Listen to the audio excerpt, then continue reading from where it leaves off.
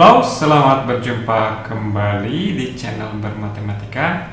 Kali ini kita akan membahas materi untuk kelas 7 ya, untuk adik-adik kelas 7 kurikulum Merdeka.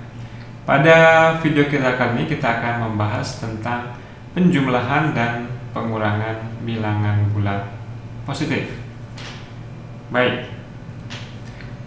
Penjumlahan bilangan bulat positif itu bisa kita tafsirkan sebagai proses menggabungkan. Adik-adik bayangkan bahwa misalkan adik-adik punya satu buah kantong, ada 3 buah kantong. Yang pertama terdiri dari 4 buah kelereng, kemudian yang kedua terdiri dari 5 buah kelereng, dan yang terakhir terdiri dari 1, 2, 3, 4, 5, 6 buah kelereng.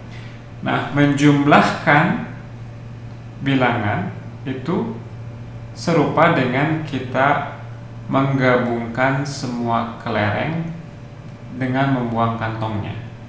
Oke.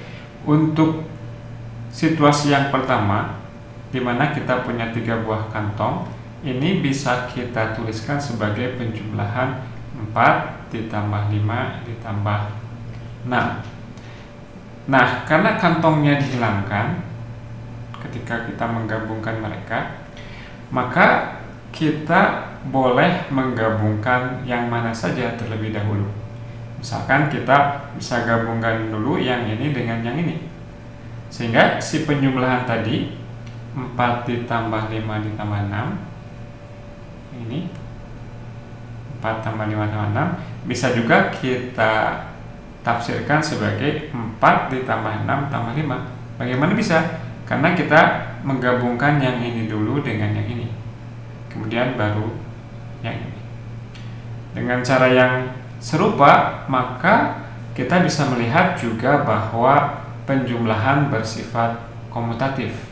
Apa itu komutatif? Bahwa kalau kita menjumlahkan misalkan 3 ditambah 7, sama saja dengan kita menjumlahkan 7 dan 3. Toh kedua-duanya kalau kita gabungkan, gak peduli yang mana yang disebut sebagai 3 terlebih dulu, yang mana yang 7. Ketika digabungkan, tidak ada perbedaan antara menggabungkan 3 dengan 7 dan menggabungkan 7 dengan 3. Nah, sifat komutatif ini dan juga sifat distributif ini bisa membantu kita untuk memudahkan perhitungan. Seperti halnya di sini misalkan 4, 5 tambah 6, kita bisa jumlahkan dulu 4 dan 6 ini. Nah, kalau 4 tambah 6 kan mereka saling berteman, dalam artian ketika dijumlahkan mereka hasilnya 10. Kita mudah mengenali bahwa 4 dan 6 itu adalah sebagai pasangan yang ketika dijumlahkan hasilnya adalah 10. Sehingga ini kalau dijumlahkan menjadi 10 ditambah 5, hasilnya adalah 15. Nah, sifat penjumlahan yang seperti tadi bisa membantu kita untuk menjumlahkan secara mental, secara di luar kepala. Kita bisa mencari-cari terlebih dulu mana yang lebih mudah dijumlahkan. Misalkan kita punya persoalan sebagai berikut: 39 ditambah 40 ditambah 51 ya. Nah, boleh saja Anda jumlahkan ini dan ini, kemudian hasilnya dijumlahkan dengan ini. Akan tetapi kita bisa mencari-cari mana yang lebih mudah dijumlahkan. Misalnya kita bisa jumlahkan dulu 39 dengan 51 ditambah 40. Nah, 39 ditambah 51 berapa? Ya, ini juga di dalam kepala kita bisa dipecah. Si 39 ini adalah 30 tambah 9, si 51 ini 50 tambah 1. 30 tambah 50 adalah 80, 9 tambah 1 adalah 10, sehingga yang ini adalah 90 ditambah 40. Nah, penjumlahan puluhan tentunya tidak terlalu sulit ya bagi adik-adik. Ini mungkin sudah adik-adik lakukan sejak SD. Berapa 90 tambah 40? Tentu saja hasilnya adalah 130. 30. Nah, adik-adik di rumah bisa mencoba untuk mengerjakan yang bagian B ya. Oke, berikutnya bagaimana dengan pengurangan? Pengurangan sesuai dengan makna harfiah dari pengurangan, kita bisa membayangkan kita punya sekian banyak kelereng di kantong, kemudian dikurangi diambil berapa buah ya. Misalkan dalam ilustrasi yang kita lihat di sini kita punya 8 ada kantong dengan 8 buah kelereng, kemudian diambil 5 kelereng. Jadi inilah hasil dari proses mengurangi 5 dari 8. 8 dikurangi 5 adalah berapa banyak kelereng yang tersisa? Tentunya adalah 3 ya. Nah, di dalam proses pengurangan kita bisa saja melakukan hal yang berikut ya. Misalnya kalau kita mau mengurangi 8 dikurang 5, kita bisa aja jumlahkan dulu ke 8 2 buah kelereng, kemudian dikurangkan juga 2 buah kelereng ya. Ini hasilnya akan sama dengan 8 kurang 5. Kenapa? Karena kita sama-sama memasukkan ke dalam kantong 2 kelereng, kemudian mengambilnya kembali, yang bisa kita tafsirkan sebagai ya kita nggak menambahkan apa-apa, simpan 2 kelereng kemudian diambil lagi. Nah, tapi prinsip yang sederhana ini bisa kita pergunakan untuk membantu perhitungan secara mental, secara di luar kepala. Misalkan 36 dikurangi 19. Tentunya adik-adik sudah tahu bagaimana secara standar untuk melakukan proses pengurangan. 36 dikurangi 9. Mungkin ada proses mengambil dari puluhan dan lain sebagainya. Tapi dari contoh yang tadi kita bisa melakukannya dengan cara menambahkan hal yang sama kepada bilangan yang pertama dan bilangan yang kedua. Misalkan kita tambahkan dua-duanya, kita tambah 1, jadinya berapa? 36 ditambah 1 dikurangi 19 ditambah 1 sama dengan 37 dikurang 20. Atau secara mental bisa kita pikirkan juga bahwa kita naikkan masing-masing ini dan ini satu satuan, sehingga sekarang untuk mengurangi 37 dikurang 20 ini relatif lebih mudah di pikiran kita kalau kita harus melakukannya di luar kepala. Berapa hasilnya? Hasilnya tentu saja 17. Nah, tadi kenapa kita menjumlahkannya dengan 1 dan tidak dengan bilangan yang lain? Boleh, Anda boleh tambahkan dan kurangkan bilangan apapun. Tapi di sini saya secara pribadi memilih dijumlahkan 1 agar ini hasilnya angka yang bagus, yang ada 0 di belakangnya, sehingga akan memudahkan perhitungan. Gimana? Nah, jadi bisa mencoba untuk mengurangkan ini. Oke, berikutnya kita akan sedikit review bagaimana biasanya kita melakukan pengurangan. Biasanya kalau kita melakukan pengurangan, yang kita lakukan adalah misalkan 4 dikurangi 9. Oh, 4 lebih kecil dari 9. Nggak cukup, kita harus ngambil 1 dari sini. Tentunya hal atau prosedur seperti itu sudah adik-adik semua ketahui ya. Kita tidak akan mengulangnya.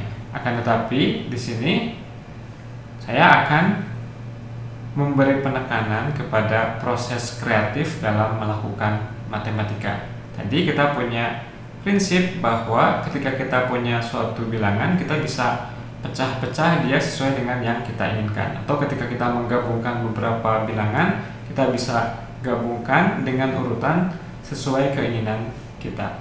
Nah, misalkan di dalam pengurangan ini, biasanya kesulitan yang terjadi adalah ketika kita menjumpai ada angka yang dikurangi yang lebih kecil dari ini. Misalnya kalau misalkan pengurangannya bentuknya seperti ini, misalkan. Tentu saja ini akan merupakan persoalan yang mudah.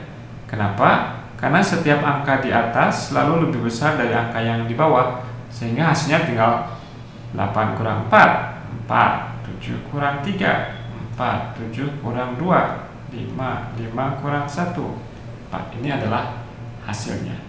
Nah, apakah kita bisa memanfaatkan sifat-sifat penjumlahan untuk mengubah soal pengurangan ini menjadi lebih mudah? Misalnya gimana?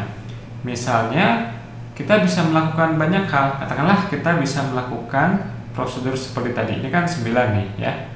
Yang ini 4. Oh, kalau kita jumlahkan sesuatu ke atas dan ke bawah dengan bilangan yang sama, maka hasilnya adalah tetap. Jadi ini akan sama dengan apa? Kalau kita naikkan satu satuan terhadap bilangan yang pertama dan bilangan yang kedua. Ini sama saja dengan 2765 dikurangi 1. Ini ditambah 1 jadi berapa? 1690 ya. Nah, ini udah lebih enak, 5 dikurangi 0 ya. Bagaimana dengan yang 6 dan 9? Sebetulnya bisa juga dengan cara yang serupa. Misalkan kita jumlahkan 10 ke sini dan 10 ke sana. Tapi kita sebetulnya boleh melakukan apa saja asalkan kita melakukan operasi yang valid. Ini adalah salah satu contoh dan bisa Anda coba lanjutkan ya prinsip seperti itu. Berikutnya adalah cara meninjau persoalan ini dengan cara yang lain. Nah, agar bisa melakukan apa yang akan saya lakukan berikutnya, adik-adik harus menguasai posisi dari satuan, puluhan, ratusan, dan selanjutnya. Jadi pertama kita cari angka pertama kali di mana si angka di atas lebih kecil dari angka yang di bawah. Sini ya. Oke. Nah, sekarang gimana caranya agar angka ini lebih besar dari sini? Oke, pertama 2700 itu bisa kita tuliskan sebagai 2700 ditambah dengan 64 ya. Itu 2764. Nah, kita ingin mengurangi 1689 dari penjumlahan dua bilangan ini. Akan tapi kalau kita kurangkan ini dua bilangan yang di atasnya lebih kecil dari dua bilangan yang di bawah. Gimana caranya dong agar semua yang di atas ini bisa lebih besar atau sama dengan bilangan yang di bawah? Nah, ingat bahwa 700 ini adalah 699 ditambah 1. Jadi ini bisa kita ubah saja. Jadi 699 ditambah 1. Nah, sekarang kita siap mengurangkan kedua bilangan. Oke. Yang ini bisa kita tafsirkan sebagai 1689 ditambah 0 ditambah 0. Sehingga sekarang untuk mengurangkannya, ini dikurang ini, nanti ditambah ini dikurang ini, ditambah ini kurang ini. Gitu. Ini kurang ini berapa? Sekarang ini udah semua angka yang di atas lebih besar atau sama dengan angka yang di bawah. Sehingga pengurangannya 9 kurang 9, 0, 9 kurang 8, 9 kurang 8, 1, 6 kurang 6, 0, 2 kurang 1, 1 ditambah 64 ditambah 1. Jika perlu kita tulis dalam penjumlahan bersusun 64 ditambah 1. Dan tentunya ini tidak sulit untuk dilakukan. Hasilnya adalah 1075 ya. Nah, silakan untuk contoh yang kedua adik-adik bisa mencobanya. Silahkan gimana caranya. Be kreatif. Matematika adalah bukan melulu mengikuti prosedur, akan tetapi Anda perlu mencari peluang-peluang yang bisa dimanfaatkan, yang bisa membuat soalnya menjadi lebih mudah. Demikian perjumpaan kita kali ini. Terima kasih atas perhatiannya. Tetap selalu bermatematika. Salam.